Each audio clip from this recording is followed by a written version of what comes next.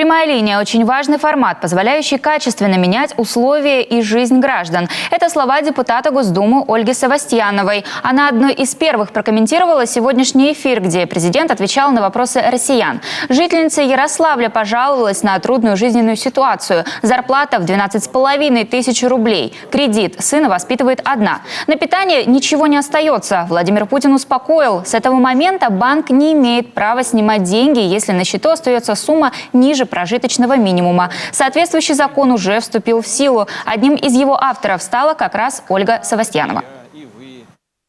Прозвучал вопрос в студии.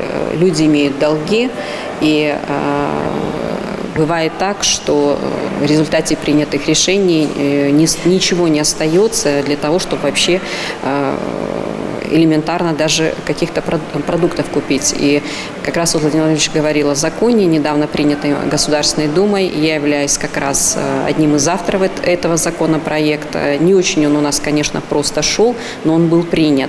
И суть этого закона заключается в том, что если у человека, любого гражданина нашего, есть долги, и они подлежат списанию, при этом запрет идет, мы так называем неприкосновенность запаса, чтобы в обязательном порядке оставался минимальный прожиточный минимум.